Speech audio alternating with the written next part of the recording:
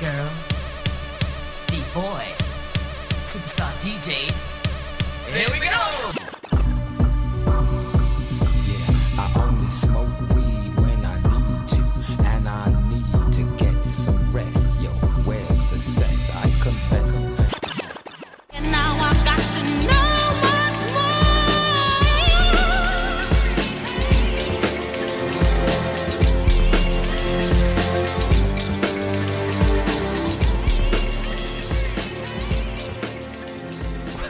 Welcome to Britpop Banter. My name is Kevin. And I'm Lesley. A hungover Lesley. A really bad headache. I've got a coffee here. I've got 7 pints of water.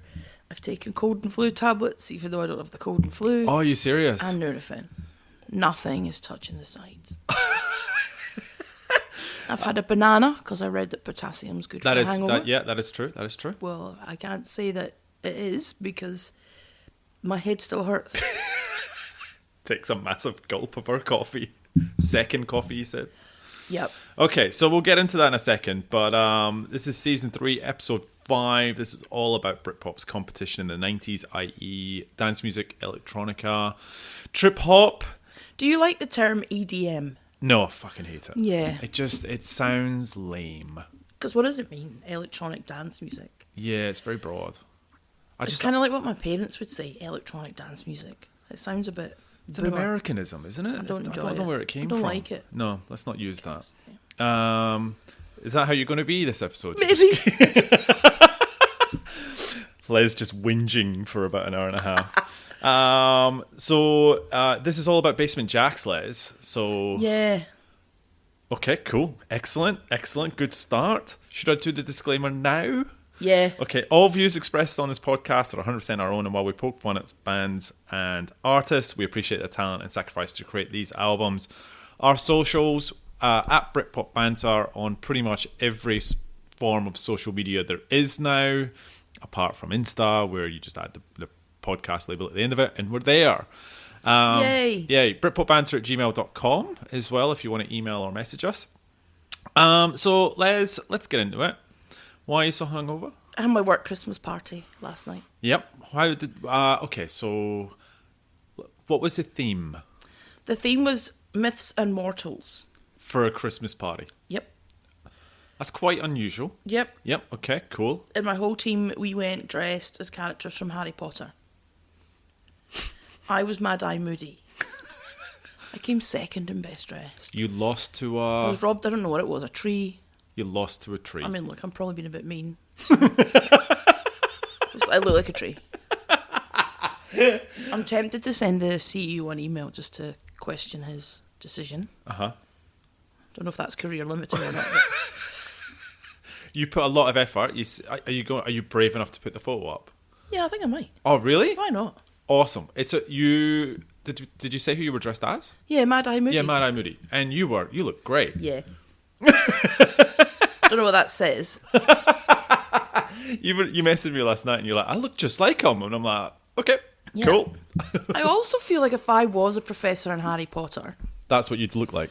well, I'd be, because they had a little hip flash, remember? A bit Oh, grumpy. that's right. Yeah, I feel like I would probably... went a little bit rogue at times. Anyway. And what time did you get in last night? I'm not late, 11. Oh, that's all I right. think it's just a bit... I'm fine. It's just my headache. I didn't sleep incredibly well. Had to get up early. Drink a lot? Just beers, not really. See, I can't. Oh, I had beers and 1 glass of wine. Didn't have any spirits. Okay. And I didn't feel drunk when I got home. Yeah. I just think it's dehydration. It's quite hot today. It's Lack of sleep. 28 degrees and raining in Sydney. That's how muggy it is. I know. And I'm going to see Crowded House tonight play outside the Opera House. Yeah, so you told me it's not going to rain, Apparently from 5 p.m. but it's chucking it down right now. Okay. And it's 10:38 in the morning. So fingers crossed. How you Take the weather with you. That's quite funny. That's maybe what they should start with. Not if it's pissing with rain. I can imagine the novelty will wear off pretty quickly. Yeah. But that's so. Where is it on the steps? Yeah. Of, wow. Yeah. That's a pretty iconic gig. The band. last time I saw a band on the steps of the Opera House was Massive Attack. Are you serious? Yeah. Wow. One of my favourite musical memories. I was stood on the steps of the Opera House. So the Opera House was behind me. I was looking at the city skyline. Sun was setting, so it was kind of that darky, purpley way. To my right was the harbour bridge, and you had the harbour. And then they dropped Unfinished Sympathy. Oh. I actually cried. Oh. Yeah, I can see that. Cried. Yeah. You'll be crying when we don't talk about them in this I podcast. swear to God. I swear to God. All right, I do have one thing, and then we'll sort of get into a bit of what's happening in the last couple of weeks. Last episode, more Chiba. Yay! It was a good episode, wasn't it? I thought so. People like Morchiba. People love that album as well. Yeah, that's what I said. Everyone stands had up. it. Yeah, good episode. Any feedback? On your performance in the podcast? Or was it for you? No, I think you were good. You said everything you needed to say. I'd probably give you an 8 out of 10. An 8 out of 10? Reckon. But I lost some marks. I listened back and I was very croaky in the beginning, which got a bit annoying for me. I never even noticed that. Good, I'm glad. Okay. Yeah. For me, having to edit it, I had to listen to it a few times and I was like, oh, you sound terrible. But anyway. Were you ill? No, I wasn't. I just, for some reason, when we started, I just couldn't get this frog out of my throat. But anyway, it was nice to talk about them. And I didn't know all that stuff about the band as well. I know. So that was quite interesting. Okay, so I, on the last episode, gave you one of your birthday presents, if you remember. Oh, yay, I did. What was that present? Tricky. Have you started reading it? Not yet. Okay, cool. I've got to get through Christine McVie and then I'm going to start. Okay, cool. All right, so I'll get you that. Your other present is behind you in the cardboard box. So if you'll need This to... one? Is that the one you moved? Yes, that looks like my one, I think. Does that say Kevin? No. No, behind you. Actually, behind you. The suspense is killing everyone. So, yeah, little... Oh! Turns the box upside down Whoa. to open it. That was awkward. Wow. Hung over me. Yeah, sorry. So this one's a bit delayed. Oh, yeah, okay. Yep, keep going. You're doing it. making me anxious. Yep, good. Upside down. Upside down. Okay. Oh. Brilliant. So what is it? It is a Dundee United gnome. Where in God's green earth did you find that? That's hilarious. A That's small local shop called Amazon. A small local shop called Amazon. Take a photo of that, pop that on. So that's the second present. Oh, I thought that would look really nice on your wee balcony. That's hilarious. Yeah? I love it. It's cute, and it's got the wee Dundee United badge and everything. To be honest, that's how they look when they play. So that's excellent. I will post that for everyone to see. There you go. So, listeners, you're getting a double whammy. You're going to see Les dressed up. Crazy. And a gnome present. Good. So that was your... It'll be interesting to see if you can tell the difference. All right. Shall we... Anything before you want to get into Song of the Week? So, a couple of... Yeah, I do actually. So, remember last week you said that positive reinforcement I received for the social media wasn't, in fact, what they said? Yeah, it was. Yeah, okay. So then Chris actually then commented and said, actually, it was confirmed. Confirmed. It was positive raps for social media. Okay. So I want to say I was right. Okay. And you were wrong. Well, it was unclear, really. Wasn't? It was a bit grey. Wasn't. I'm just saying. So that's now been confirmed. Yeah, because you called him out publicly on the podcast. But he could have gone, no, Les, it actually wasn't that. I feel he was bullied into giving you what you wanted to hear. I don't think so. But that's okay. Good. Well done. How's the... Okay, cool. And I wanted just to read out, we got a nice email. Okay, no, lovely. Yeah, nice. Yeah, it's nice. So for Mark Green, so he's been listening to the podcast. Yep. This made me laugh. Yep. So he's just like, so another cracker of an episode. Which one's this, Mochiba? Yeah. Okay, cool. So he's... Mark Green, cool. Yeah, but then he talks about all of that. But then he says, thanks for bringing the Theus Thaws album to my attention. Okay. That's lovely. You're welcome. I'm a massive Tricky fan. Good man. Okay. It sent me down a rabbit hole re-listening to all his old stuff. Oh, nice. Okay, good. Yeah, now, cool. Kev, we need to chat. Totally understand being a thrifty Scot. It's fair. See, the thrifty Scot thing upsets me because I feel like... You get thrown in with that. And I'm generous. I don't scrimp and save, and I'm not thrifty. No, you're not thrifty I at just all. spend No, money. you do. So let's just call him thrifty. Let's take the Scott out of that. Just thrifty, Kev. However, that's fair. equating the length of an album with its cost to determine value for money is not a great argument. Indeed. Art should be judged on quality and not quantity. Okay? Yep. And the example. Yep. So then he follows up with an example, He's like got a an example. worked example, Oh, which is okay. always helpful. Got it. Let me ask you this. Okay. You can buy Razor Light for $1 or Thea's Thaws for $15, but whichever you buy, it's all you can listen to for the next week. Razor Light is 8 minutes longer than Thea's Thaws, so does your value for money argument still win? What's his name? Mark. Fuck you, Mark. Yeah.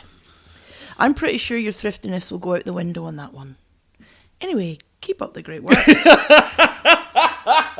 Love having you back. Looking forward to Basement Jaxx in a couple of weeks. He's got me. He's got me Yeah. good. Yeah, because it's true, right? I would rather listen to like 26 minutes of Thea's Thaws Look, I think okay. than any minutes of Razor Light. But essentially, Yeah, I mean, you're comparing that to Razorlight. No, I mean, well, anyone that's that's not a fair comparison, right? I think, but if you are a Thea's Thaws fan or a Tricky fan, Yep. you're going to walk away wanting more, right? Which is the whole point of that. but the value for money thing, you kind of tied yourself up knots there. Yeah, but yes, still stand by it. Okay. Anyway, just thought I'd pass that on. I mean, you're comparing comparing shit right there. That's like Razorlight. But I tell you what, right? If you're a Razorlight fan, you've got your value for money, haven't you? You're happy with your $15 on them. And how many of them are they? Well, that's a good one. I don't know. None. I don't know. But there's 5, right? But they're happy because they got 8 minutes longer than Tricky fans. This is my art. This is why I was so frustrated. Oh, here he goes. Give me 1 or 2 extra tracks. That album would have been higher rated. You would have got value for money, and fans would have been amazed. Okay. You cut it short. You charge me the same amount. Don't get me started on this because I'm going to get angry, and I'm not angry. My headache's going away now. It's quite. Look, he's right. It is a good point. I need a couple of beers to argue this one, but I'm not gonna. No. I'll take it. It's He's 10 right. a.m. It is. Yeah, exactly. Wait. Would you? The question is, Yep. would you have liked more songs on the album? Do you think the I think album it was was too fine. short? You think the album was fine? At 8 songs, I 20 didn't minutes even long. notice the length of it. Bollocks. I didn't. I just When thought track these are nice 8, songs. when the last track ended, which was a shit way to end the album, you probably went, back to the start again. I would have still paid for it though. I think it's just the value for money thing. I think it's that doesn't stack up. Yeah, okay. I just don't want to get into a world where it's okay to give us albums with 8 songs in 20 minutes. That is not okay, and that is not No. where I want us to go. No. So I'll be up on my soapbox defending the rights as a consumer, Mark, while you piss fart around with EP wow. albums. Okay. Anyway, glad I raised that. No, he's bang on. It's yeah. All right, okay, cool. I think the other thing is when you love an artist, you want as much as you possibly can. Yeah. And so when you don't, you start to scrutinize everything about that album. Yeah. And for me, the Crystal Method, I talked about that. I was devastated that album was so short. Like, I actually felt robbed as a fan. It actually worked you're giving me a smaller amount of time, and I loved it. But actually, it made me feel worse as a fan because I felt that I was shortchanged in the music and then the value from my wallet. Ask you this: would you rather have 26 minutes of 8 songs that you loved, or would you rather then they added another 2 or 3 songs on of shit songs because they didn't have anything else put in the album, but they just had to make it 40 minutes for you? But that 14 minutes extra was a pile of shit. You know what they should have done?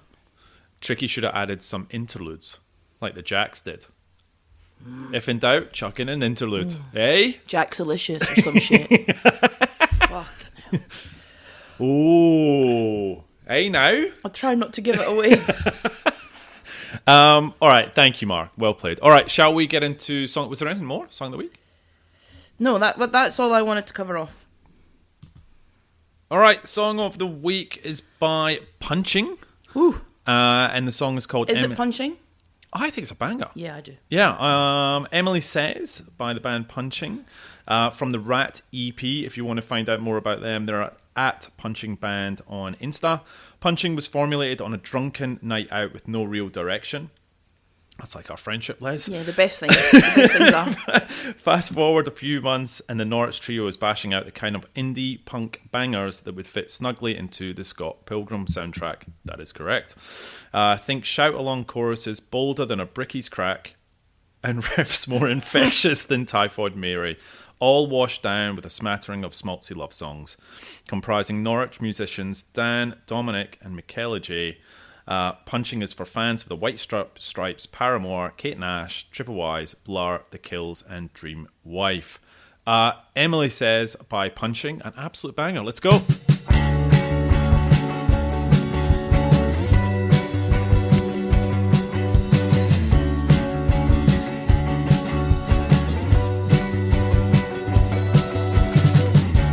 Emily's fine.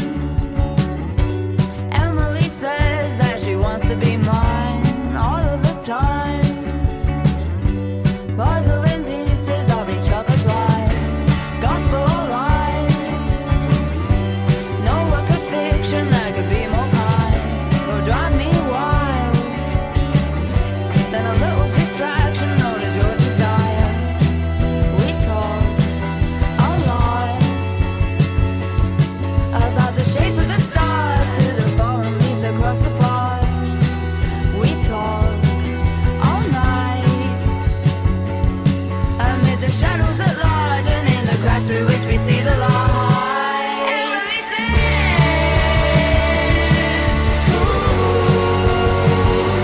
Emily says,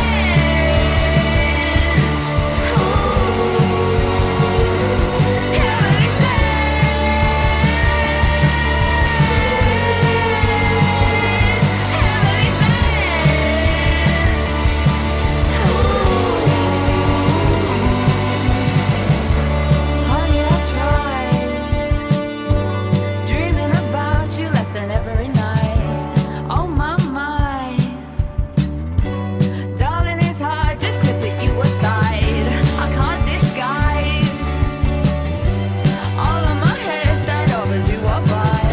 The tingle inside, I want in exchange for all the peace of mind. We talk a lot about the shape of the stars to the fallen leaves across the pond. We talk all night amid the shadows at large and in the cracks through which we see the light. Emily says, Emily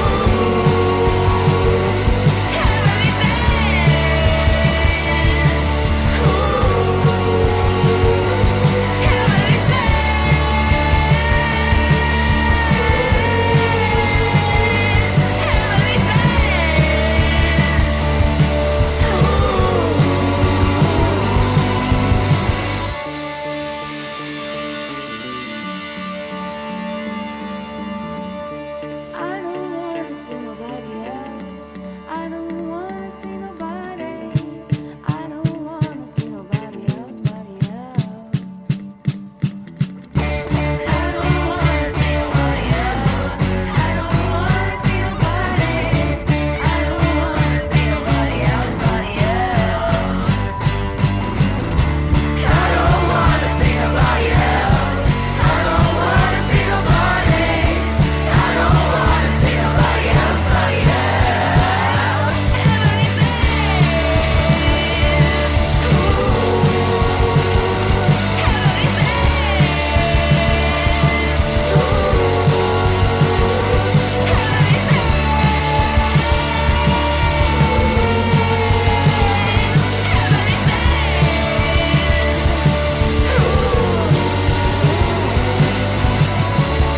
Emily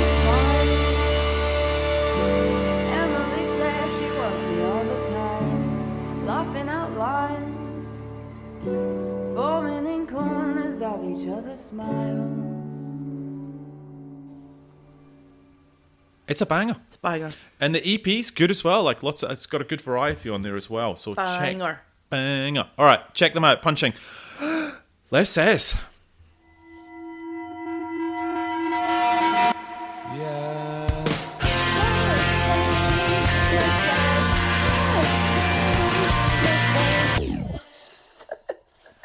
Yay! I have been up to high-do about this. Yeah, you're getting quite annoying with not you constantly ask for Because you gave updates. nothing away. Yeah, I don't want needed to know where you were. I was like, really, it was all-consuming for me. So before we start, you had done a shout-out to ask anyone to go ahead and listen to the homework in advance. Yeah, awesome. So Gudney Ingolfson, I've probably butchered your name, apologies. But you commented on Primal Scream. His comment was probably their best album since the 90s. I'll give it an 8. Oh, and wow. it might make the 2024 top 10. Wow. His favourite track, Innocent Money. Innocent Money! So, on that note, let's start with my friends, Primal Scream, their album Come Ahead. Review, NME. Is it out of 10? 5. 4. Yep. When my time finally comes, I'll be ready, sings the choir, introducing the opener to Primal Scream's long-awaited 11th album. Good on them. Yep. Come Ahead. Oh Lord, ready to go home. You think we're going to church before a short, sharp, bruising blast of electro menace reminiscent of 2000's Exterminator. Okay. Gives way to pure roller disco funk euphoria. Bobby Gillespie with the effortless cool of 70s cop Shaft to match the sonic theme behind Swaggers In, preaching a time where no one is shamed, no one is blamed. Ready to Go Home is the best of the Scream's balance of spirit and soul and speaks to the dream that drives this record. Completely agree. Innocent Money brings a little Glaswegian piss and vinegar to Studio 54, mixing partying with protest against the UK divide. Yep. From Buckingham Palace to Sink Estate slums, imperial nostalgia, the eagle has flown. Ultimately, though, Come Ahead may have a whole lot of funk on its surface, but still packs oodles of punk and grenades of protest in its trunk. Boom. Mic drop. So you agree with NME? Yeah, Wow. Okay. I really do. Do you want me to go for you? No, please do. Okay. So, I didn't know what to expect, because some of their later albums have been... I'm a huge Screamadelica fan. Some of their other albums, Exterminator's okay, not great. Don't think we'll see it on the chart. We might. I don't think so. Not if you've got anything to do with it. But when the album started, it's not what I expected. And No. I was all in, like all of me in, and I loved it. And I swear, this album is fantastic. Wow. Fantastic. It's Wow. just got parts of the Screamadelica, that kind of funky soul Primal Scream. It's also got a little bit of that electro. It's a little bit punky. His voice is great in it. Like, usually he's a bit... There's one song that really... Melancholy Man's appalling, but let's just put that out to one side. He does sound like a melancholy man. But Innocent Money is banging. I agree with Goodname. But I just think this album is not what I expected from Primal Scream at all. I didn't expect it. And I think that's what's the biggest... And that's maybe why I like it so much, because I didn't know what to expect. And then... Yeah, it starts with that gospel, and I was like, what's happening? And here we go, and I just love it. It's just cool. It's funky. Yeah. It's fun. Yep. It's Primal Scream at their best. I'm so glad they've made this album. Mm-hmm. Like, they've come here, they were playing live, and I didn't want to go and see them, because I thought, oh. And now I wish. Because you would have heard this album. Yeah. Right? Okay, yeah, fair enough. So... Yeah, I've been super excited about this. I think Primal Scream, back at their best. I think this is an excellent album. There is a lot of lyrics in there too. There is a bit of protest in there. They are talking about the state of things, but there's still tons of like funk. I just loved it. Like driving in my car, I put the sunroof down. Oh, sunroof down. Yeah. I Okay. thought I was like, Okay.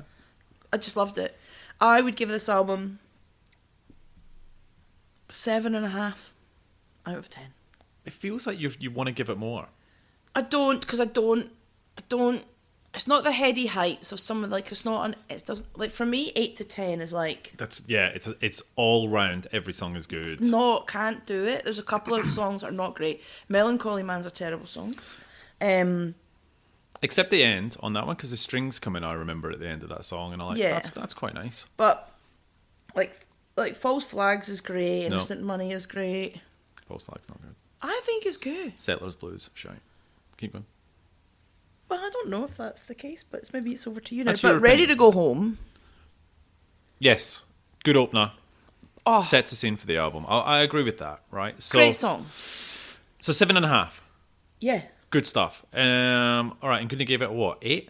Yeah. Wow, high praise. See, Okay. I just 8 to 10 is too. Yeah. Well, he said it's going to be in his top 10, which is It great. wouldn't be in my top 10 albums of the year. And not according to my Spotify rap. What the fuck? Whoa, what happened to the Spotify rap? What happened? I don't get it So- anymore. I'm on YouTube. So what happened? How bad was it? It's pretty bad. Really? Yeah. What are you embarrassed about? Well, I didn't realise I listened to Fred again that much. Yeah, you've got a problem with Fred. Yeah. Yeah. I was in the top 1% of the population. Like it was quite high. Are you serious? Yeah. Was that what it was? Uh-huh. 1% of the top 1% Top 1%. of Australian population? No. Worldwide. World. Oh, gee. Yeah. That's a problem. That sounds... I know. That's what I thought. I thought, maybe try again. Do you need help? Like, is that... My most listened to track Yeah? was Barry Can't Swim. And you're telling me how Oh, it yeah, feels. nice song. Yeah, okay, cool. I listened to that apparently 73 times. That doesn't seem like that much. That's why I don't. I don't think that's much at all. I don't think so. My top 5 Mine's all was core if I was to do it again. But anyway, yeah. my top 5 had a really cheesy drum and bass track in there. Okay. Not proud of that. Okay. It's like a guilty pleasure. I didn't really need it to be made public to anyone. And then but albums Barry Can't Swim. Fred again. Yeah. Okay. It was quite interesting though, because when we obviously started to do the research for this, because It's now tells changing you, now, isn't No, it? it says because it says at the start I was all in like, quite into like trance and drum and bass, like and Yeah, obviously yeah. Then it got to about September when we started to listen to this. Yep. Then it said, because your listening changed, and I had this thing. Yeah. You moved into real trip hop, and then it Ah, listed, and I was right, like, okay, that's probably more like it. It's probably a bit more. Not as embarrassing. But Yeah, okay. Fred again, nailed it. Yeah, well done, I guess. I don't know. That's weird. Yeah. Anyway, I You don't probably know. go How on, did I get on? the 1% probably go on some sort of watch list. Yeah, I know. These are the people you need to be worried about, Fred, okay? Yeah. My Um, little face. yeah. Primal Scream. Okay, so one quick thing. Season 1, don't think they ever should have been in season 1 at all. I think it's always been one of my regrets from season 1 is talking about Primal Scream. They could have been in this one. They should never have been in the first season. And I looked back at my notes and I went, because we obviously went through the spready, and then in that episode I ranked them way too high and they shouldn't have been in there. And I think Blur Leisure should have been the way to kick off that season. I just want to make that should have been on number 50. I hate that album. I love it. And you forget how good that album is, and I don't know, maybe I just listened to it in an off chance, but It would have fitted this season better. I think it would have made it in this top 30. I don't know. It would have got above fucking Propeller Heads. I just wish we hadn't talked about them. But anyway, we're talking about them now, right? So let's talk about the good. Ready to Go Home, Love Insurrection, Innocent Money, Love Ain't Around, The Center Can't Hold. There's some good songs. Yep. Right? There's some average songs, Heal Yourself, Love Ain't Enough, Circus of Life, Deep Dark Waters, and then there's some terrible songs, Melancholy Man, False Flag Settlers. Love Insurrection, that probably is my favourite song on the album. song. I think it's a good album. The amount of time I spent listening to this album was way too much. Like, because I was so conflicted on this album. It has aspects that I love, right? Which is that funk, soul, that little bit of jazzy beats. Like, just the production on this, because I looked it up. The producer is David Holmes, right? Yeah. Comes through in spades for what he's done on this album. And there's some moments where I'm like, I love this. Is really funky and upbeat. Yep. And then, Bobby Gillespie sings, and it's all downhill from there. Is it though? It really, for me, it does. I've always struggled with his vocals. So let me read it out. Production's excellent, sounds good. I love the disco feels. I love the loops, melodies, strings. At times I feel myself bopping along, singing along to it. And then there's times where I literally groan because the vocals hit in and I go, it just pulls me out. Now, they're not for everyone. And obviously I'm so happy that other people like it. I don't. I've always had a problem with these vocals. And what it does is I get into the album and then I'm pulled out. And I'm pulled into the album and I'm pulled out. And there are songs with none of that disco infusion where it's just like pure indie or whatever you want to call it, right? And they're the songs I really dislike because then there's nothing additional extra to it at all. It's just the primal scream of old, which I didn't like to begin with, right? So Okay. I appreciate the sound. Like I saw bits and bobs around them saying this is their best album for years, the uniqueness of the sound. And I go, yeah, well done. You deserve that because this is an interesting album. Yep. And you've tried something vocally different. Yep. And it's well done. But I don't want to ever listen to this again. And so I feel like sometimes I do this a bit where I go, it's not you, it's me. And it is me because obviously I'm outruled 2-1. But I just don't want to listen to it ever again. Okay. So I would probably give it between a 4 and a 5 out of 10.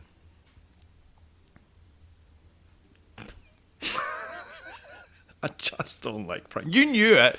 You knew it by giving me this band that it was going to be something like this. I didn't know. I thought maybe you'd open your mind. I You'd d- maybe just go, yeah, they're lucky "Do you know that- what? yeah. I'm going to open my mind here. No, and I Because appreciate if it. I had said to you, oh, there's a new British band, they're called Primal, Scram. and this is their new album, and you didn't know because you went into it with bias. I still didn't like his singing, so I don't think that would work. But anyway, what do you want to play? Oh, Mine's is Love Insurrection, but you... yeah, play that if you like it. Yeah, let's play that. Let's do that. Yeah, okay. Love Insurrection.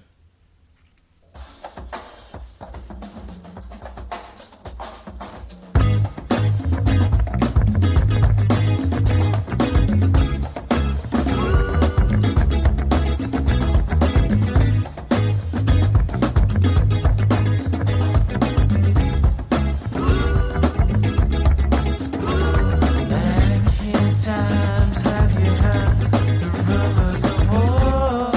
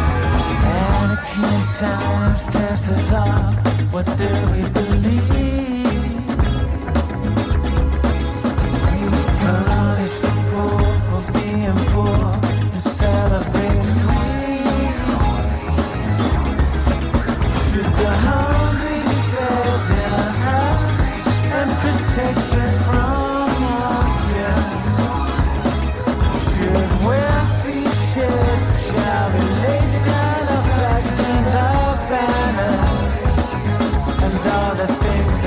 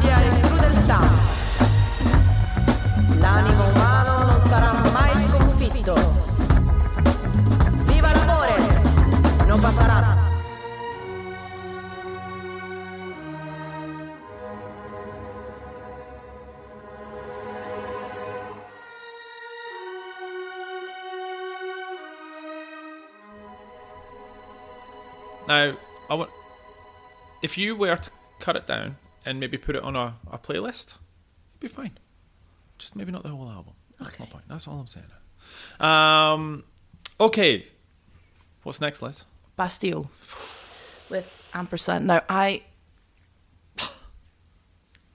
How's the cold and flu tabs? They kicked Like, in? yeah, great. Yeah. You So, wigging out? I'm going to really... Anyway, I'm just... Oh, God. You alright? What's Not going on? really, because I feel like I'm going to lose it talking Oh. about this album. Anyway, so Bastille, we know, formed in 2010. Group began as a solo project by lead vocalist Dan Smith. Yep. Later expanded to include keyboardist Kyle Simmons, bassist and guitarist Will Farquharson, and drummer Chris Wood. This is their 5th album. Mm-hmm. So, reviews. XS Noise, 4.5 out of 5. Bastille's 5th LP is an ambitious concept album that revolves around the theme of a collection of story songs inspired by extraordinary historical and fictional figures. The lineup includes renowned personalities such as the poet Emily Dickinson, the mythological figure Eve, expressionist artist Edvard Munch, and singer-songwriter Leonard Cohen. Yep. Greek figure Narcissus. With this unique approach, Bastille blends modern music with rich narratives, creating a fascinating interplay between the past and present. As the album progresses, Bastille introduces a wider variety of sonic elements. Blue Sky and the Painter marks departure from the folk-inspired acoustic beginnings, venturing into the more rock-orientated territory with vibrant guitar distortions. In some, it's a bold and original project that not only showcases Bastille's musical versatility, but also their knack for storytelling. The album's innovative structure, thematic depth, and sonic diversity make it one of the band's most captivating works to date. And with more music on the rise and based on this concept, it seems the journey is far from over. Can I pick up on something they said there? Yes, you can. Great review. The innovative structure. Yeah. Can you expand on what I they will when I get think? to it. I will. Because I don't think it is. Oh, God.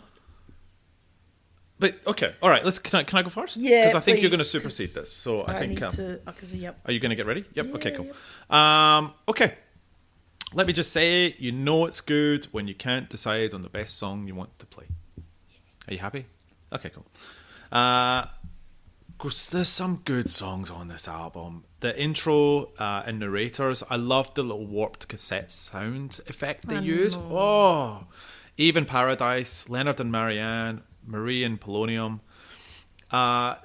Really good. Really enjoyed this. It's refreshing. It's catchy. Good vocals. Some great production. Nice one for the garden or for singing and whistling to. Some of the songs do blend in just a tad, which is where I want to come into that innovative structure comment.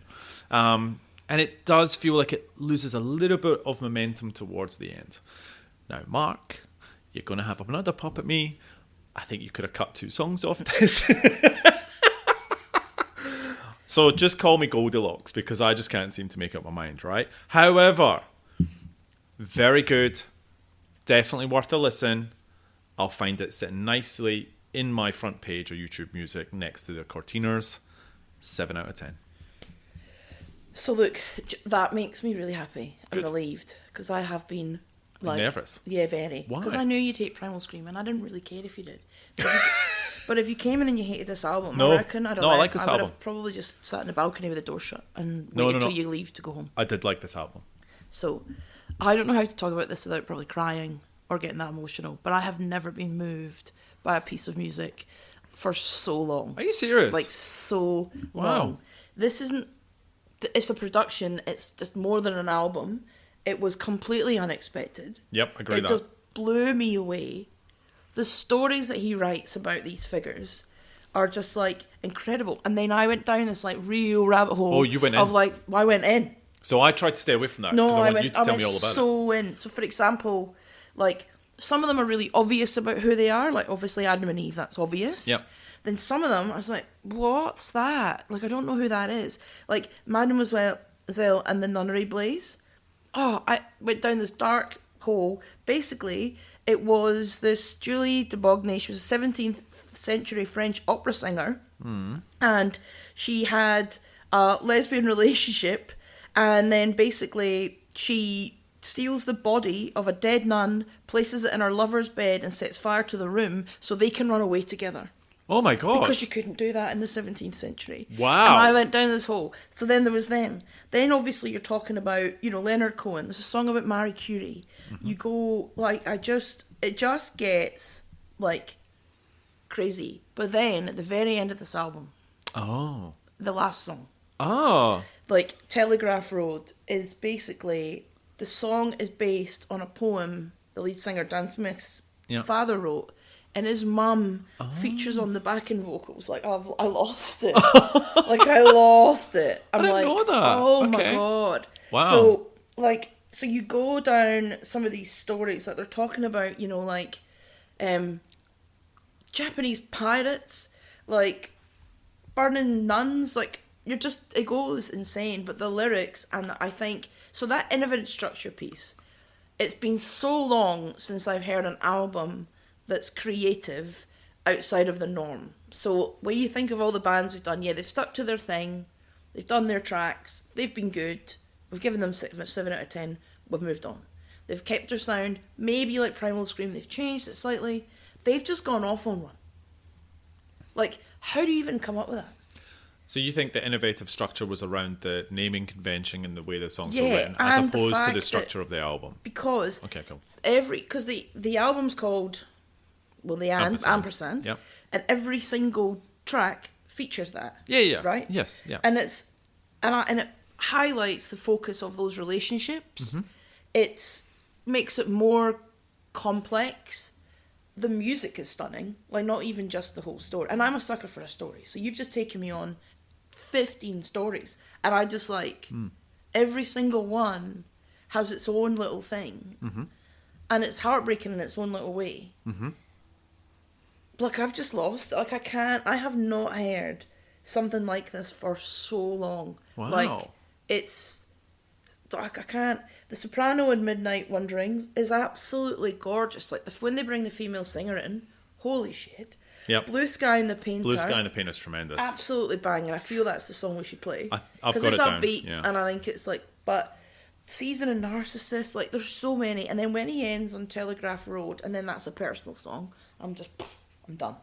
I need I'm to listen to tapping that again with that context. That's really good. So what do you give that? Because it's just haunting. It's indie, it's folk, it's instrumental, it's got a bit of soul. The research he's done, it's like a production. It felt like I was on this journey. I wanted to know what little story was next. Every song, what's it next? the fact that you did that is incredible, Like, right? I can't. 9.5 out of 10. Are you serious? It could even be a Wow. 10. I feel like that. I feel that's. I don't know if it's a 10 because I'll probably regret that because I know I hold that to a high standard. Put it to. But I've been really struggling. Is I it a feel 5 maybe out of 5 9. album? So that 8 to 10 is. It's not an 8. It's better than an 8. Okay. All right. It's not 8.5 because that's not. It's a 9. It's a 9. It's a 9.5. It's not. Oh, it's been really. This morning, I listened to it all again. Yep. What are you going to give this, Les? What are you going to give it? You've got to do it justice. It's a very good album. You've got to do this. I think you've had the way you've done the additional research, and I've just gone down a rabbit hole. you have. But that's even great. his That's what you voice, want, his right? voice. It's not even just the stories because I am a He's a sucker great for a singer. story. Okay, absolutely. You've already hooked me in because Yeah. you've made me go and research that. Mm-hmm. And some of those stories are interesting. I didn't know about Japanese pirates or people. I didn't It's just crazy. Yeah. I hope there's a follow up, and I hope it's on the same vein. Okay. I was just blown away. Wow. Because I've not been a Bastille fan. We've all known their kind of bigger songs. Yeah. And I probably would have listened to a couple of tracks. Yeah. Don't ever think I've listened to an album all the way through. Wasn't even going to pick this for homework. Oh, Can you really? Imagine I didn't. What was the alternative? Do you remember? No. But it was I can't remember what the alternative was. But All right. I'm so glad I did. I can't. I'm getting a bit teary. You are, I can tell. It's such a beautiful piece of music. Is that I the- need everyone to go and listen to it. Everyone. Yeah, I must admit. For a this while, is, I didn't know if it was just me. Because then I went, it's just a me thing. because I asked another couple of people to listen to it, and I got not great feedback. So then I thought, Not great. No, and then I was like, is it then an album that you have to listen to in the right space and time? Yeah. I don't know, because then I was like, or is it just me? Have I just got sucked in so hard because of these stories? And is it not a good album? And then I went to look at reviews. And? Oh, like, everyone loves it. Okay, good. But then I was like, okay, well then is it just because I'm trying to be, I don't know. Maybe you've got an affliction for Japanese pirates that you never I've knew got about. no idea. But just even the lyric, how do you even, like, I just think it's such a talented, stunning album that they've obviously put a ton of heart and soul into. Mm-hmm. I need everyone to go and listen to it. Okay, 9. I'm going to settle on 9. This is your highest rated album so far. Oh, because of the season. it shits on all everything.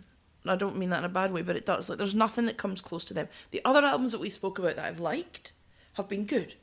They've been like I really like Cortinas, but they were like good songs in an album, and they didn't really veer off the path. Yep. This was kind of risky. Yeah. Because they've usually done, big band, like, dun, dun, and like everyone knows them for that. This is just, if you were a Bastille fan, and it's interesting, so I went down another little road. So then I went onto Reddit, because that's obviously the great place for knowledge. But anyway, you get the, how are the people feeling? The people. The people. Okay. So I went onto all like Bastille and stuff. Yeah. Bastille fans are putting this as like the 4th best album. Really? Maybe the 5th. Like, they are not, because they obviously like the poppy numbers. Yep. Music critics are giving this like, and I was like, okay. so have you alienated your fan base? Or brought in a new fan Well, base. you have. Yeah, I have never you. listened to you. Yeah. I've just thought you were just like mid-2000 indie average crap. Okay. Right? Right. Not bad, but Yep. I'm not going to go, oh, great, they've got an album out. Yeah. This, you have got a fan. I am literally going to be waiting with bated breath to see what you do next. And if you actually come out here and you tour and you're doing this, I'm in. Cool. Front row, standing there, packet of hankies and a beer. Okay. I'm so glad we did this episode sober, because if I'd had a couple of drinks, I think I would have 9 out of 10. Well done. Good stuff. All right. What song are you playing? What did I say? You said Blue Sky and the Painter. All right. So Bastille, Blue Sky and the Painter. Get your... Nah, not for this song. Hankies? No, this is upbeat one. No hankies. No. All right. Enjoy.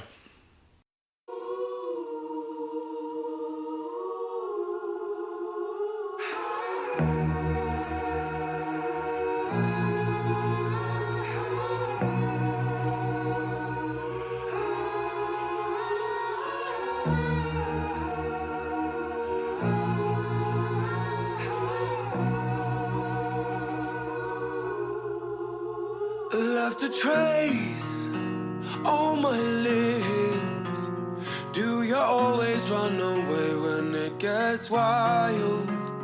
Bittersweet, fleeting bliss. I guess I haven't felt electric for some time. Feels like a new rush flowering. Oh, like a break in the eyes. Felt like the clouds got tired of opening. But oh, I ain't felt light in a while. Is that a blue sky? Is that a blue sky? It's about damn time, yeah. It's about damn time. Is that a blue sky? Is that a blue sky? It's about damn time, yeah. It's about damn time. Wide awake from the breeze. How the hell did I get so numb to desire? Mix the bass on the page. 'Cause I ain't nothing without joy and sorrow's fire. Feels like a new song playing loud. Oh, this bitter peace in my mind. Felt like the stars got bored of coming out. But oh,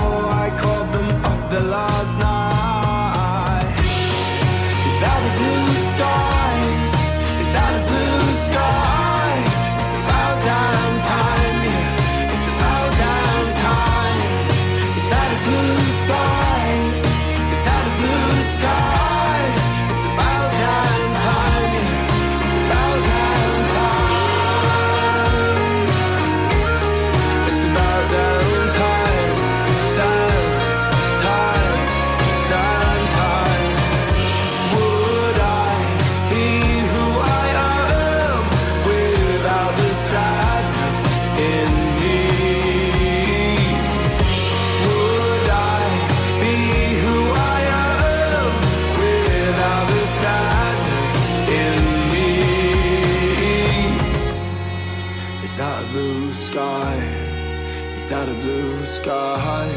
It's about damn time. It's about damn time. Is that a blue sky?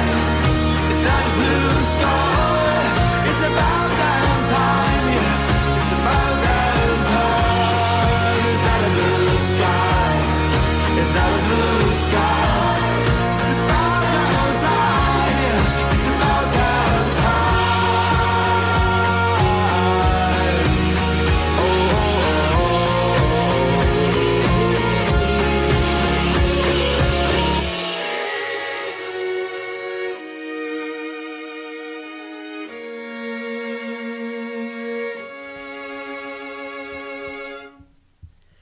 What's next? I need a minute. So next is Michael Kawanaku's new album. We loved his other one. 10 out of 10. But yeah. Both Is of this us. another 10 out of 10? We'll see. And Saint Etienne has a new album out. Really? Hasn't not come out yet for another 12 days. So you'll Kind have of to, fine. Yeah, well. Just have to... No, not 9. I can't do the math. Okay. So it comes out on the 15th. No, Okay. is it the 12th? Anyway, Oh, who cares? Jesus. It comes out in a week or so. So we'll be hot off the tracks. Okay, so good. good mix there. Yeah, very good. All right. Well, I'm Yeah. looking forward to that. Kiwanuka was outstanding. Outstanding. Will he follow up? How do you follow that up? That stuff. Then that's a worry for me. Because Yeah. sometimes you just don't. I'm not giving anything away Spoiler. because I haven't really listened to it properly. No, Okay. I'm not. It's not All right. spoiler. Okay. But I've not given it. I've been too engrossed in Bastille to care about anything else. Okay. In fact, the second album for this week's homework was like a real chore because I was in between all of the things and I just couldn't get my mind in gear. I just was Right. like, I can't. Got it. I'm too busy going down a Basement Jaxx rabbit hole, we'll get to that. And then every minute I just needed a little bit of something. I was like, I'm just going to put one Bastille. Yeah. Okay. All right, mate. Okay. Let's move away. I don't want you crying in front of me. All Oh, right. God. Shall we get into the Jaxx? Basement Jaxx? Are you ready? Is it? It feels like, oh God. It feels such an anticlimax. Do we need to separate the band from this album? Like, what's your sort of your face at the moment? It's doing. It's going down. Well, we've just spoken about this piece of music that was beautiful, and now we're talking like about something that's not as beautiful. You don't think this? Oh, this isn't okay. It's you This can't is- compare the two. I know. This is a good album. So let me just make it Get clear. your head straight. Okay, let me All get my right, head straight. Get it in. Remedy Yep. is a great album. There you go. All right, you're back in the. Basement Jaxx, Oh God! Don't get us in trouble. we'll see soon. All views expressed. Jesus, I did not know this was going to. All right, Basement Jaxx are Felix Buxton and Simon Ratcliffe, the son of a vicar. Buxton grew up in Leicester. Was the son of a preacher man, only one who could ever reach me. Was the son of a preacher man. Sorry. Oh God. Those two coffees are kicking in. Grew up in Leicester where says he was surrounded by music. He sang twice a week in the school choir and he remembers a lot of Mozart being played at home. I never owned any records myself, he recalls. There was no such thing as pocket money in our house. Did you get pocket money? No. I got pocket money. No. Did you have to do chores Yeah. though? But you never got paid? Well, no. Well, I did get a bit of pocket money, but then I just got sent out to work dead early. Ah. Like I started to work at the leisure pool when I was 15. Right. Just go and do that. I was like, I wanted my money for CDs, and they were like, well, it's not coming from us. Yeah, fair enough. I was That's like, a good cool, point. thanks. The chores in my house was I had to dry the dishes every second night, and then for the Sunday roast dinner, I would have to wash or dry the dishes. Washing sucked. Washing's better than drying. No way, drying's heaps better. And also, who dries dishes? Like just leave them there. I know. I could never get that in my house. Just leave them there. They'll be drying like an hour. Don't worry about it. I reckon they used the fairy up. You know how the fairy washing, like you took them out of the sink and they were just covered in bubbles. And if you left them on them, they would be a bit minging, Yeah. right? I reckon they did that on purpose so I would have to dry them. Because if you're smart, you just rinse them off. rinse Just it. rinse it, put it there. You're fine. Just buy a dishwasher. Yeah, thank God for dishwashers. Yeah. Anyway, he was also forbidden from watching Top of the Pops. He said on his dad, it wasn't the music on Top of the Pops that he really objected to. It was all that naked flesh. Now, of course, my dad's really pleased and takes the credit for everything. He says, well, if you'd watched Top of the Pops, you wouldn't have had anything to react against, and you wouldn't be doing what you're doing now. It's a stretch. What, the vicar taking all the credit? I think that's a stretch. Fair enough. Instead, Buxton's main source of music was John Peel's radio show, which, as all aspiring musicians do, he listened at night when his parents were fast asleep. On his dad now, he's been in the local paper talking about what we're doing, and he was also in the Red Alert video. Oh, that's cute. Red alert to the little catastrophe. Ratcliffe, on the other hand, was buying records from the age of 10. It was around then that he began playing guitar, and throughout his teens he was in and out of various rock bands. He was born in Holland, where his father worked as a chemical engineer, but was sent to boarding school in England when he was 8. At 18, he went to York University to study philosophy, but dropped out after a year. He moved into a squat in London and got a job in Tottenham Court Road hi-fi shop and began experimenting with his own music. He said, I had no money at the time, but a friend lent me £500 and helped me put out my first white label. Remember those? They were big. It was an early jungle record called Tic Tac Toe. Then a friend and I made a record under the name of Helicopter and had a club hit with On Your Way. With each track, I made a little bit more money and bought more equipment. After a year, he applied again to university and got a place at UCL to finish what had started. So they first met through mutual friends in 93 and immediately got talking about their love for house music. Buxton was working in a PR office in Westminster and Radcliffe was back at college. I met Felix through a group of friends. He was putting on parties around London and was really into the New York, Chicago house sound. He came to my studio with his mates and wanted to make a track, so we did a few sessions. I charged £100 a day in the 90s. Yeah, wow. Yeah. Which Felix thought was a good deal, and we seemed to have a good understanding, so eventually it kind of filtered down to just me and Felix. They set up Atlantic Jaxx, in which they released 3 anonymous EPs. We called them EP 1, 2, and 3, and they were just plain white labels. We were trying to say that it didn't matter who made them. The music should speak for themselves. Have you listened to those EPs? I have not. Okay. Have you? Yeah, you're not missing much. Okay. EP1 That'll be the theme of this. EP1 was a bit generic. I sort of listened to them back and I went, would I mix them? Would they stand up in a set? No. EP1, no. Very generic. EP2, you sort of go, oh, it's a little dabbling with Basement Jaxx sounds there. More vocally, would mix. EP3 definitely sounds like Basement Jaxx and has Fly Life on there. So you're like, oh, you're getting there now.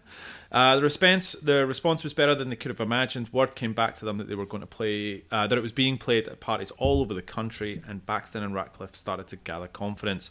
At the same time, they started a series of club nights in South London. The first at George Forth pub at Brixton Hill, and the second night at the Junction, where they first road tested Red Alert. Get this, they were joined by DJs. DJ Sneak, great DJ. Yeah. He is a great DJ. Daft Punk, Oof. well, yeah, and singer Karina Joseph. They mutated the night into an equally popular club night called Rooty, which is the second album title. Yeah, let's talk about that when we get into it, right? Allegedly, the duo considered Underground Oasis as the name of their band. But someone went, hey, there's someone coming up being called Oasis. You might want to watch out for them. Thank God for that. Yeah. They helped, they supported Daft Punk on their tour as well. Imagine that. Oh, yeah. Brilliant, eh? It was around this time that Basement Jaxx began collaborating with Karina, and a collaboration resulted in Fly Life, which was released by Virgin Records in 97. Following the success of Fly Life, the duo signed a record deal with Excel, with whom they released 6 albums. So they did Remedy, Rudy, Kish Cash, Crazy Itch Radio, Scars, Zephyr, and Junto. How many of those do you know and have listened to? I've listened to them all. Have you? Yes, I did it Just for this episode, or I'm talking in general? So I'd listened to them all probably up to Scars before. Okay. So I'd never listened to Junto until this exercise, to Same. I'll be fair. Same. So they did that on their own label, Atlantic Jaxx, and Play It Again Sam. Tell me all about Remedy, right? I want to, because I haven't Googled anything about it. So tell Okay. me everything. So it was released on the 10th of May, 1999. Okay. What was before it? The EPs. Yeah, but nothing. Yep. What followed it? Rudy. I feel like you want to talk about that, but I we're do, not we'll ready get yet. there. Okay, cool. So we know this label was XL, producers Felix and Simon. Tracks in length, you'd be happy with it? 59 minutes, isn't it? 57. Ooh, close. Yeah, 15 tracks, 57 minutes and 3 seconds on the CD. But if you bought the LP, Ah. 15 tracks and 65 minutes and What happens on 51 the LP? seconds. You get longer versions of Red Alert. Do and you? longer versions of Rendezvous, and that's bit out. That's good. That's basically So you want to it. buy it on vinyl? Yeah, you of want a to buy it on remix? vinyl. Alright. Well, do you? So where did it get to in the UK chart? Top 10. Yeah, more specific. 5. 4.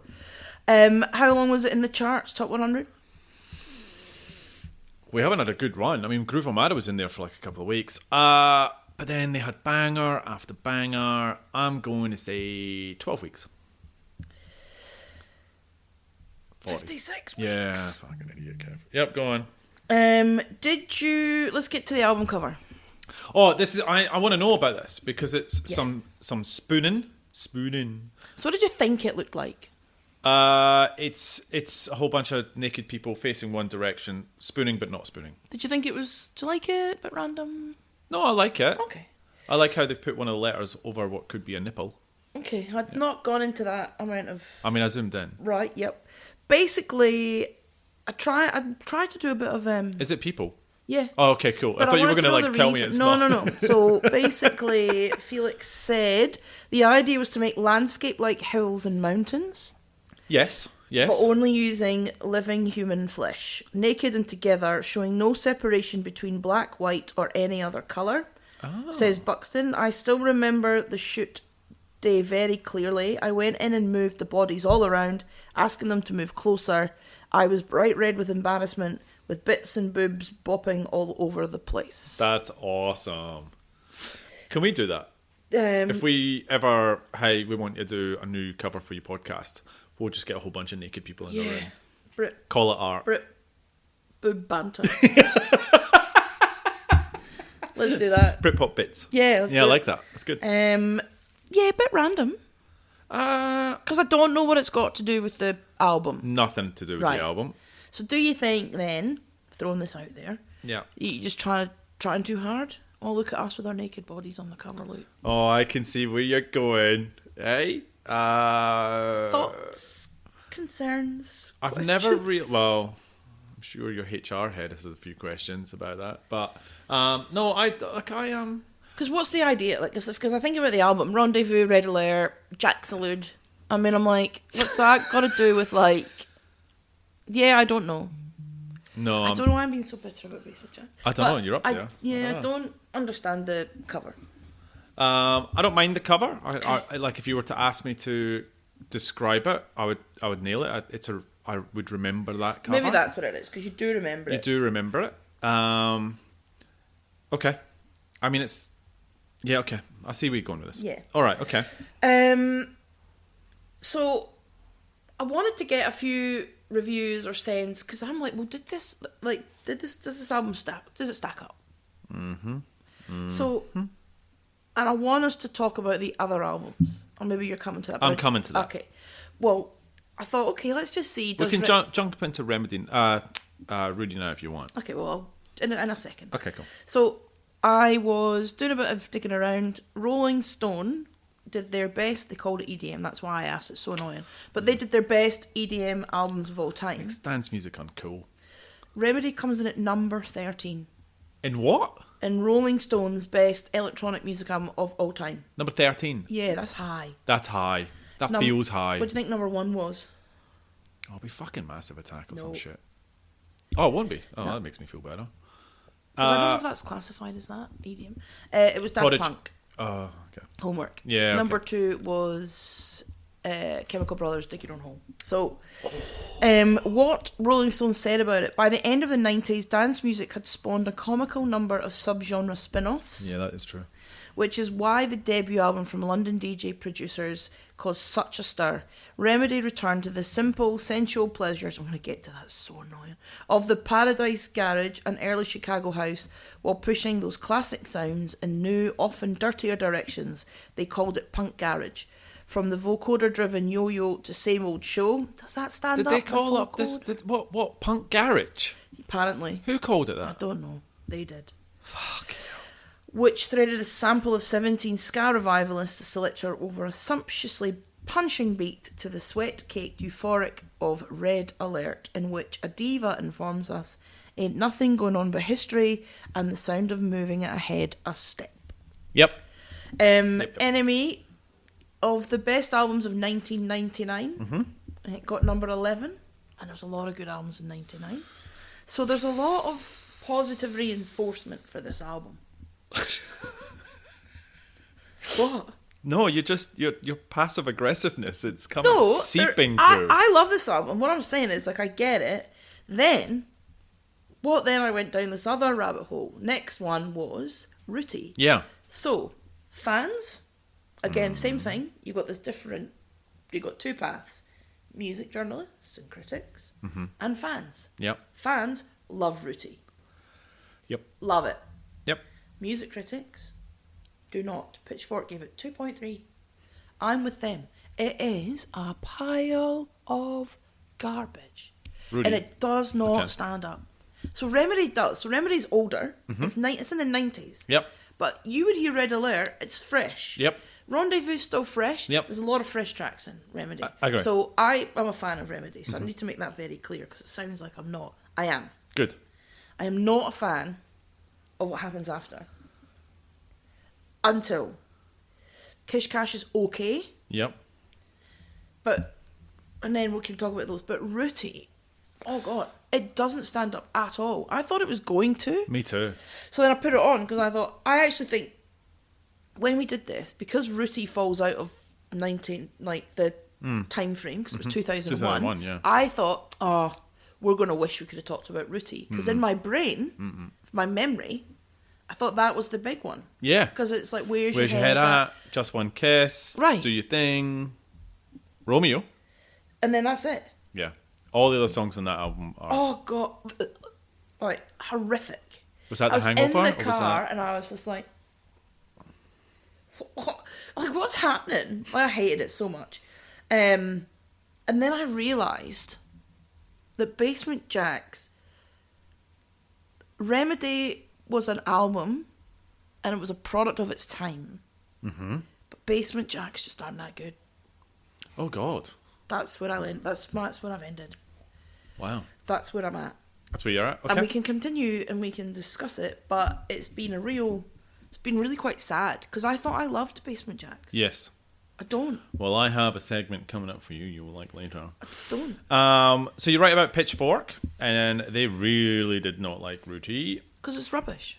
They said, this much I'll concede. Their music is out there, stylistically unparalleled by anything I've come across, all marked by immaculate production. Unfortunately, it's often so tacky that it's impossible to stomach. And if they're taking themselves seriously, which I suspect they are, that's even worse. Basement Jaxx have taken Kish too far. They may be in on a joke, but this shit is no laughing matter. Oh, God. Did I write that? It's harsh. But I there are some great songs on that album. The album, not great. Okay, I have a question for you. Okay. You ready? And everyone listening, get ready. So in 2002, they won the Brit Awards for the Best Dance Act, right? So I'm going to play you a game. I'm going to read out the nominees each year leading up to that, and you need to tell me who you think won. Okay, lovely. You ready? Well, I love this. Oh, straight in already. All right, okay. 1994. Oh, God. Apache Indian, M People, Jamiroquai, The Shaman, Stereo MCs. Shaman. Wrong, M People. 1995, The Brand New Heavies, Eternal, M People, Massive Attack, The Prodigy.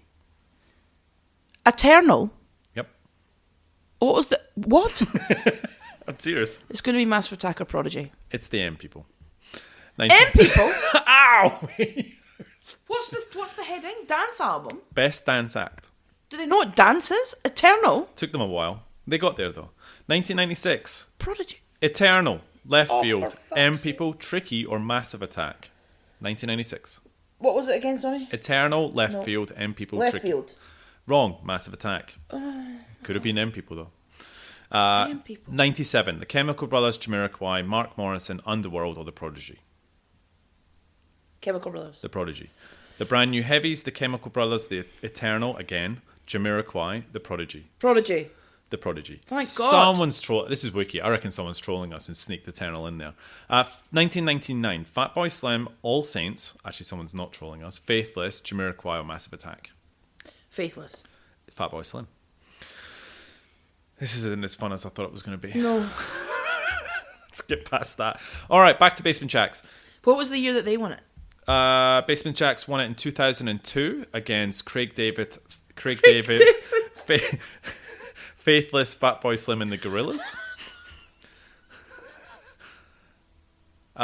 2004 was Goldfrapp, Groove Armada, Koshin, Girls Aloud. For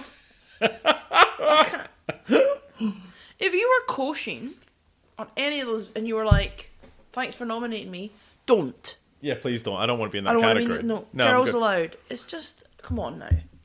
Basement Jaxx. 2003 we got Kish Cash, right? Lucky Star, Good Luck, Good Luck. Great. And Kish Cash is not bad. and Plug It In. Pitchfork, 9.1, right?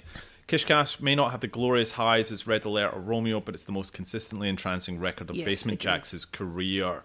Again, I have an issue. I think the songs are great. I think the album's not. No, but it's better. So Better. Remedy, Kish Cash, Yep. Crazy Itch Radio is okay, and then everything else is pants, and Junto's not bad. Yeah, okay. Yeah, I'm with you on that. Crazy Itch Radio, Pitchfork, 7.4.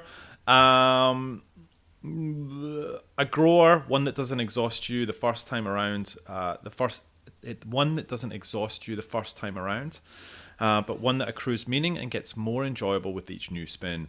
I didn't like Crazy Itch Radio at all. Okay. No, I didn't actually. Do you know what? I didn't mind it. Scars 7.2. Basement Jaxx may not have a strong brand identity, but their eagerness to toy with their formula. Hold that. Say that again. Basement Jaxx may not have a strong brand identity. Snaps to that. That's it. That's it. Oh my god, my head. Like, that's it. Like, Prodigy have a sound. They have a sound. Chemical Brothers have a sound. Yep. Massive Attack have a sound. True. Faithless have a sound. Yeah, they don't. That is true. And when they do, well, they do. When they get back to that, so their sound is that kind of like Rendezvous, Red Alert. It's kind of a bit It's vocally funky, house, right? souly. Yeah. When they start doing all the other thing, that's when they go off. But you're right, they haven't nailed down. I like that. That's made sense to me. You like that? I do like that. So that was Scars, which is not bad. Raindrops, great song on there actually. Then you got Zephyr, which was apparently they were going to do as a separate. It's like an EP thing, It was supposed to be isn't a side 2 kind of thing, but Yeah, then they no. made that a separate album. It's a very soft, ambient kind of feel, bit unusual. Junto, 2014. I don't mind it. I don't mind that either. But again, you wouldn't. If I played you that blind, if I just put it on Yeah. and it tell you it's Basement Jaxx, would you know it was Basement No, Jaxx? I wouldn't. No. I wouldn't at all. Actually, that's a really good point. And Pitchfork 6.5. While Junto is at least happy enough to lift spirits, it feels like they've left it to others to reintroduce anarchy to the dance floor, which is fine because you put it on and it's very nice background music. Yeah, but it's a good album. Like, it's not offensive. No, that's fine. Like, Rooty's offensive. Yeah. Yes. So, okay, reviews were fucking brutal for this, right?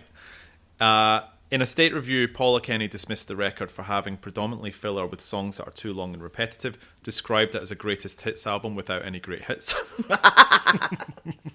James West, who rated it 2 stars out of 5, said the album should make for an eclectic flag-waving affair, but sadly, many of its disparate parts blissfully missed the mark. Look at it. I thought it was okay. Right. Have you ever seen them DJ? Yep. And? See, this is another thing I've got a problem with. Oh, Basement. no.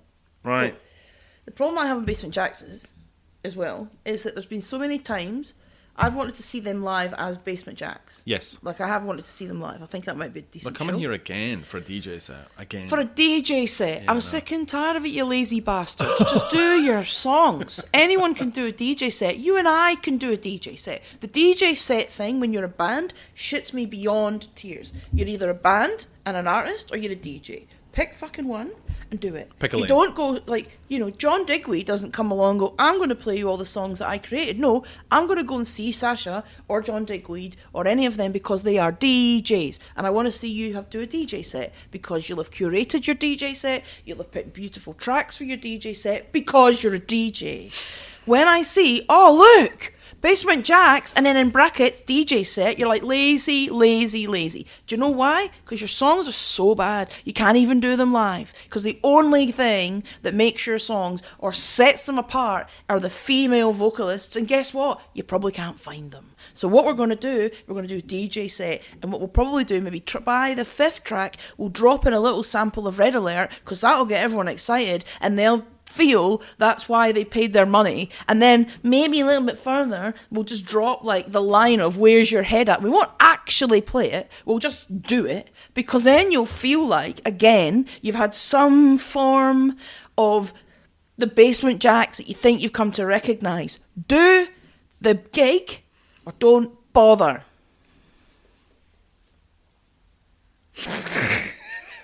Like a fucking DJ set. So, okay. I'm not going to see them do a DJ set. No, I wouldn't do that. But, okay, so let's think about this a bit. No. So, yeah, let's think about Okay.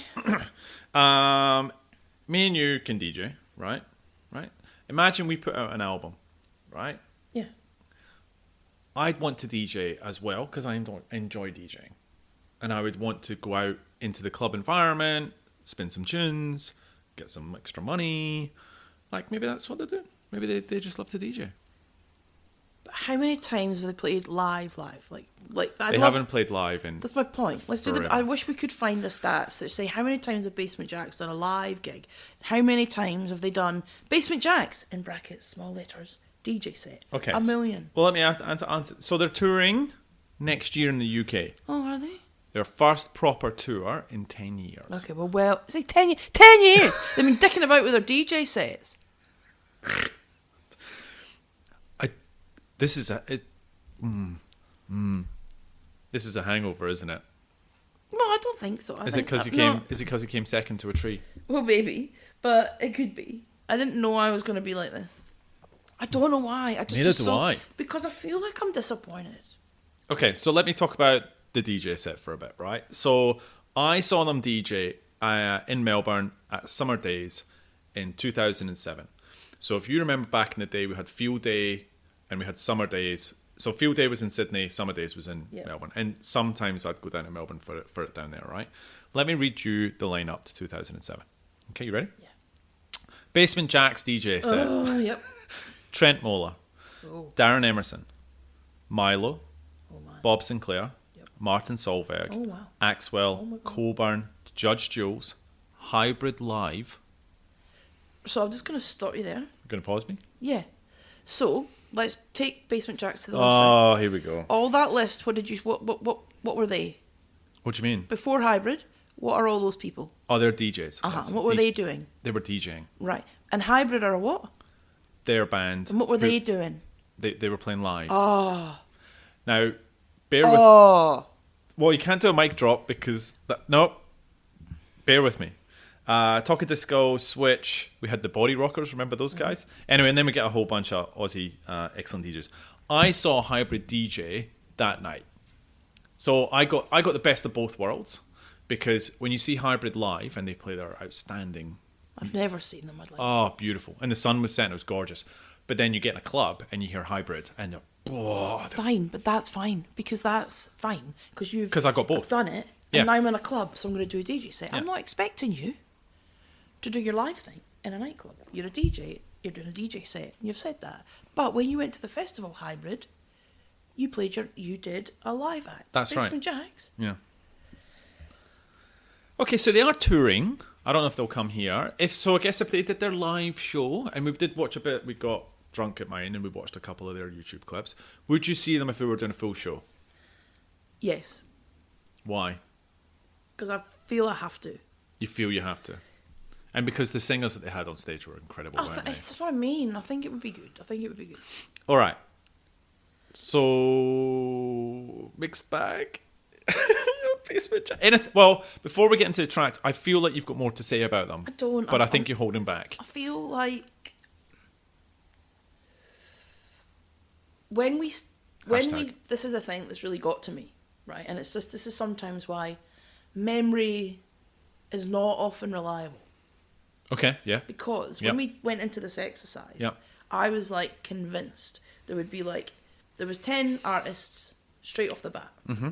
Right, there was like, and hopefully we'll talk about them, but there were obviously the Massive Attacks, the Faithless, the Prodigy, the Chemical Brothers, Yep. the Groove Armadas, and they were in that Basement Jaxx. I thought I liked them. You thought you liked them as a band, I did. and actually what you found out is you liked their album. Yeah. Okay. So and I was convinced, I was like, yeah, well, Basement Jaxx is a no-brainer. It's Remedy. Because all I think about with Basement Jaxx is Remedy. Well, you think of the hits, I think, more so than anything. Yeah, you do, but album-wise, I think of that. Yeah, yeah. And then I go, I like that album, it's great, blah, blah.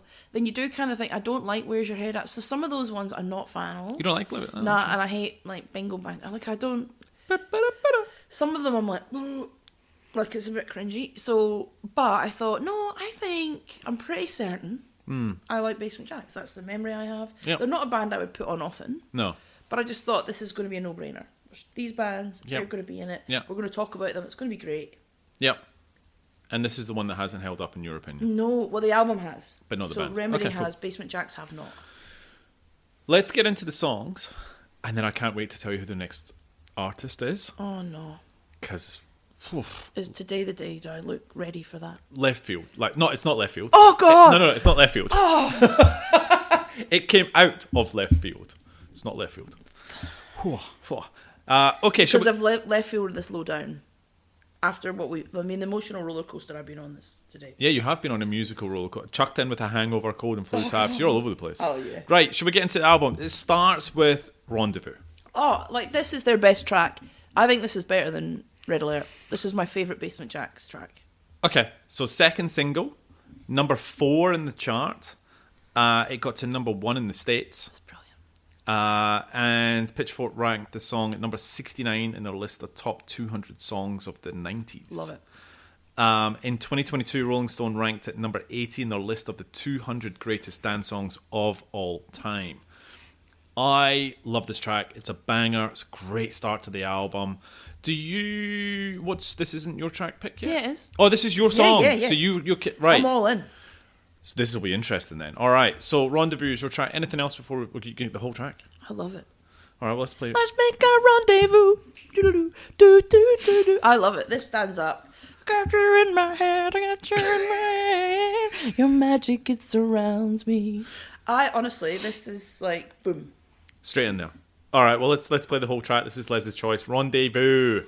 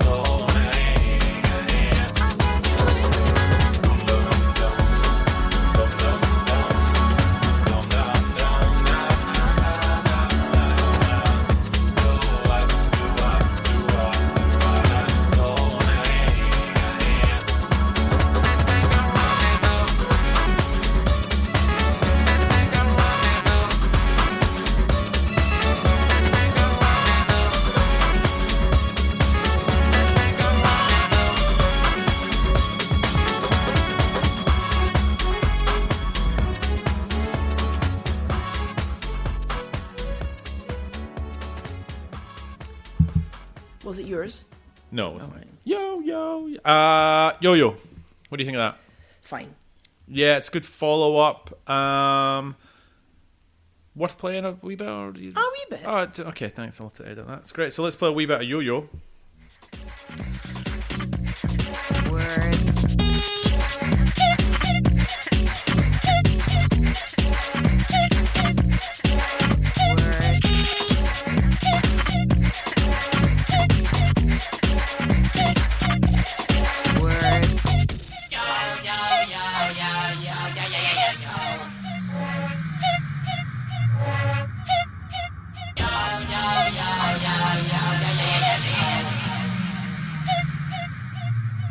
Jump and shout. Gotta jump and shout. Yo-Yo. Good, it's good. It's a song I hated when it first came out. Yeah. I really didn't like it. But actually now when I hear it, I find myself like... Yeah. Bow, bow, bow. It got to number 12. I've got on vinyl the Stanton Warriors remix of this. Oh, was it good? It's a banger. Yeah. Sneak that into some sets. So yeah, let's play a bit of Jump and Shout. But some a fool, never know the rule. They never did go to basement Jaxx school. But it will if it is, then for a shilling, make sure it's not the next victim in a killing. Can we have the knowledge? We got a good college here, plus in a history, I know me economics, and we love music. That's why we bust out the guarantee for God, what else we need.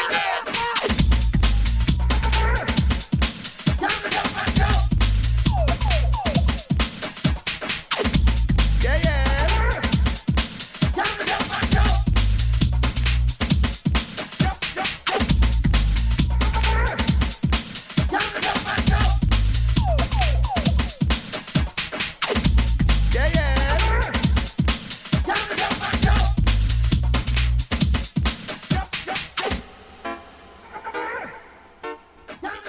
You can't stop me. Nah. Yeah, it's okay. Yeah, don't play it. Not bad. It's different, slower. I forget it's there sometimes. Yeah, I do. So let's skip that out.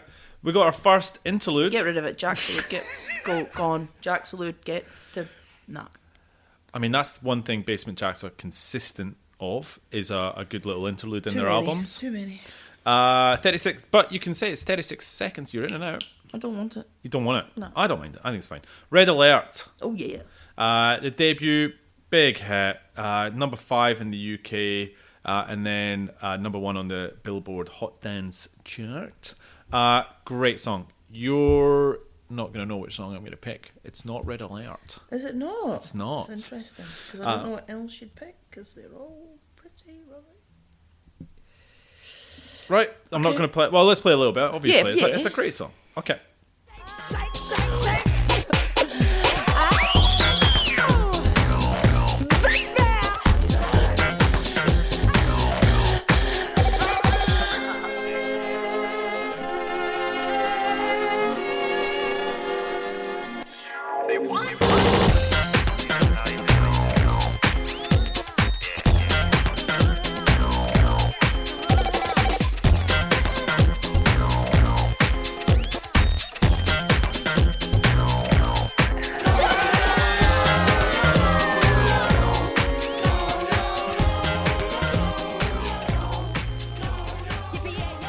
Jazzalud. No. I like this little ditty. This is the jazzy one, isn't it? Yeah.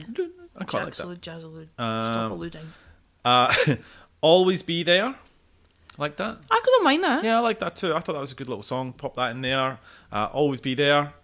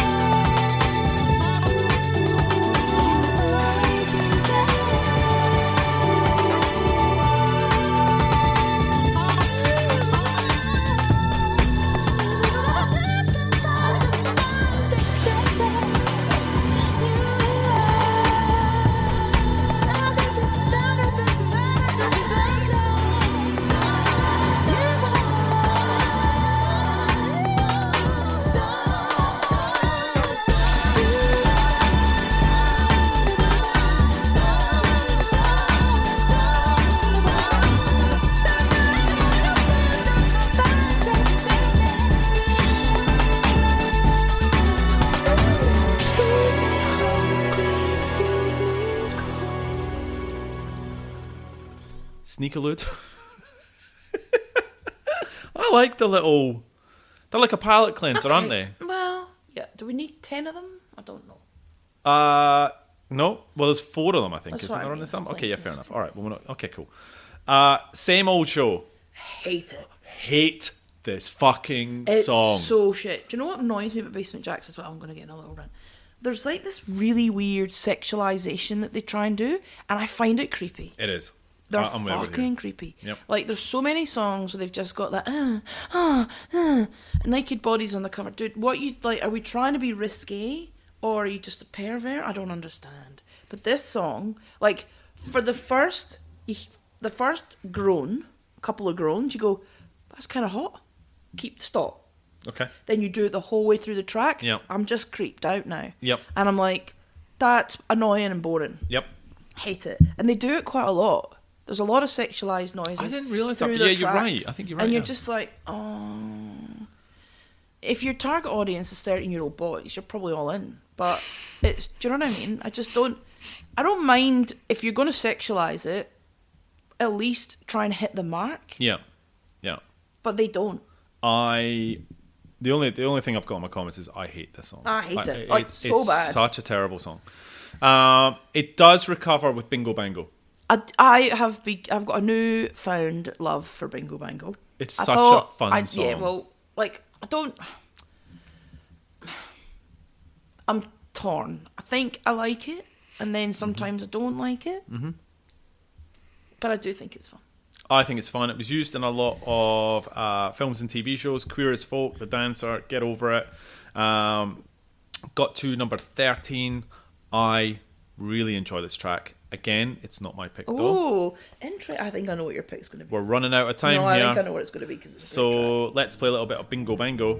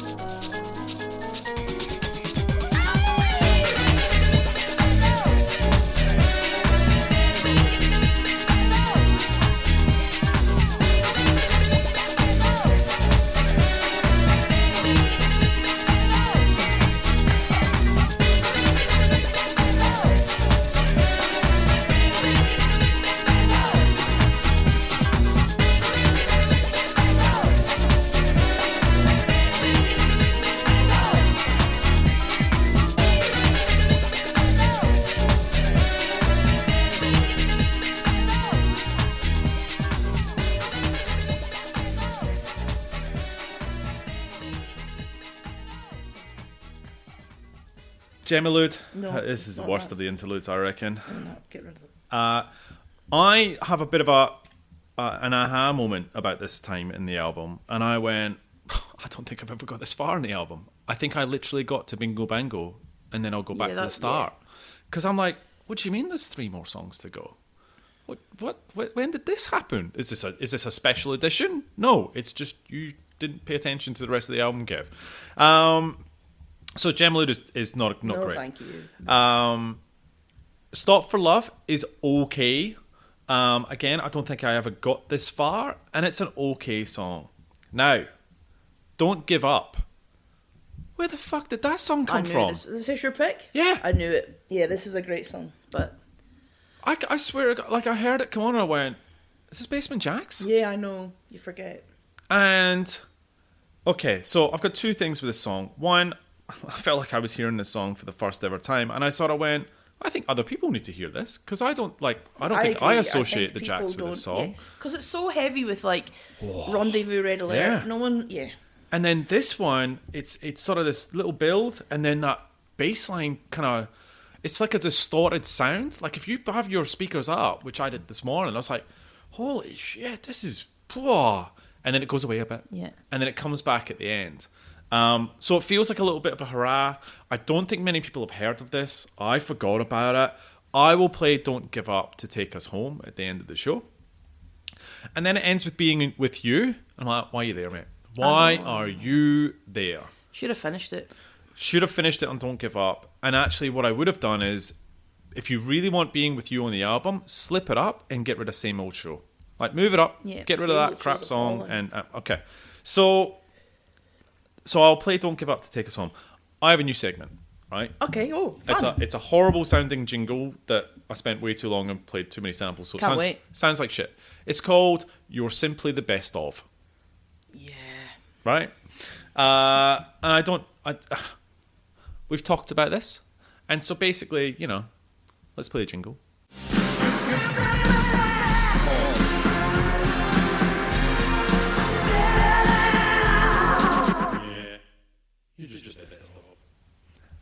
And it's all about, was this a great album? And you continue to pump out great albums? Or is it, a pick and mix best of situation, right?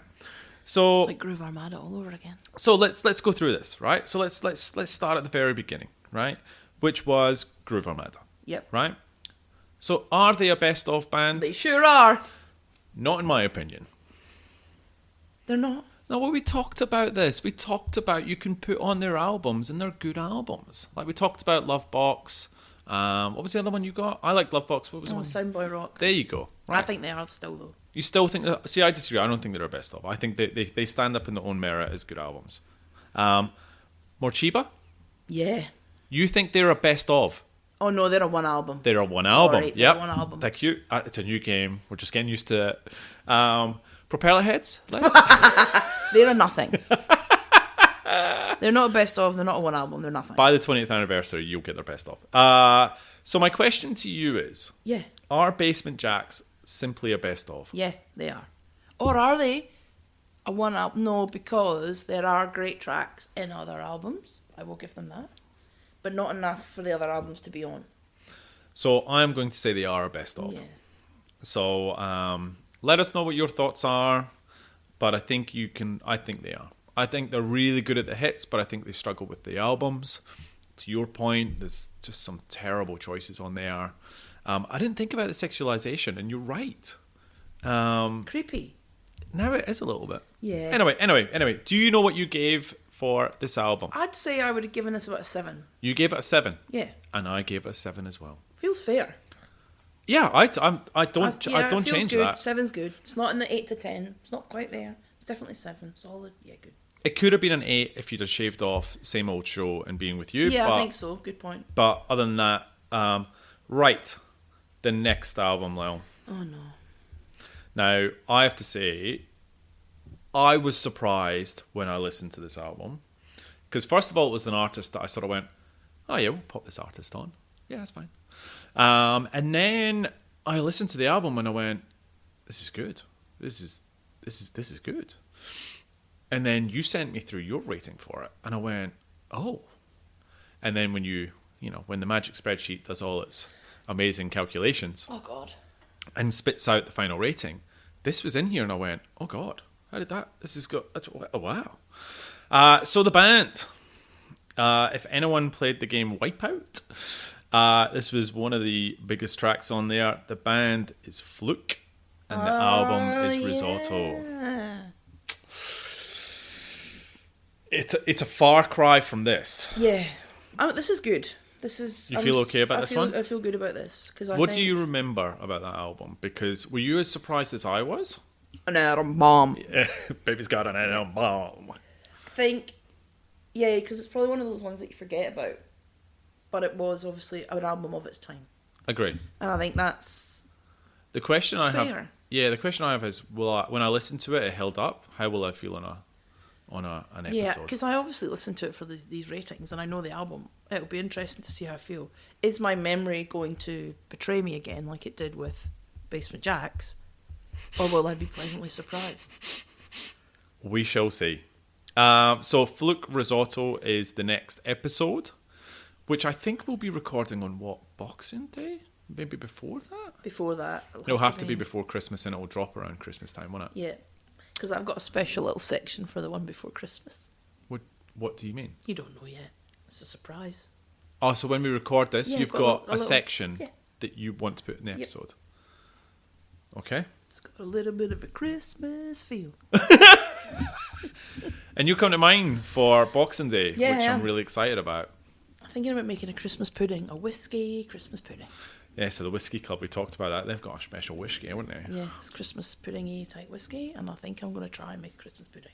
That would be incredible. Okay, I'll try. I'll try. Yeah. Not a massive fan of the Christmas puds, but I reckon one of yours with a bit of loving and whiskey in there, I reckon it'd be grand. Smothered in custard. And we will be smack drunk by the Yeah, time we're eating exactly. that anyway.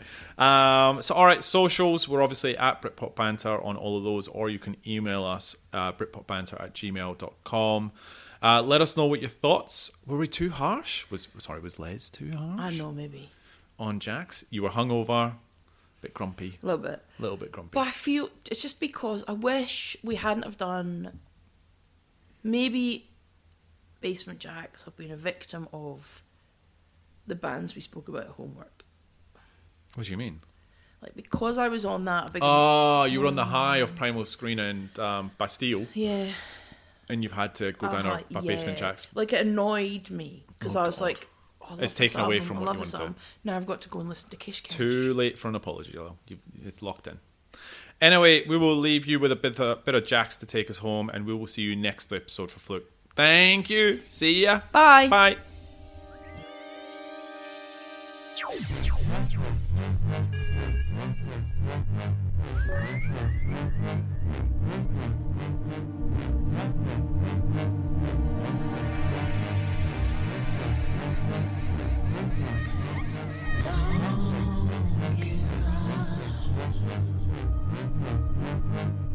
Don't pull the cracks in your mind apart. When everything breaks down.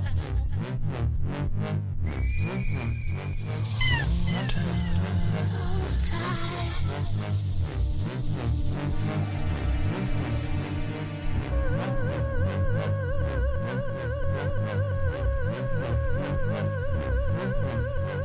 Don't give up. So show my analysis. Oh, I feel on bitterness. So tired.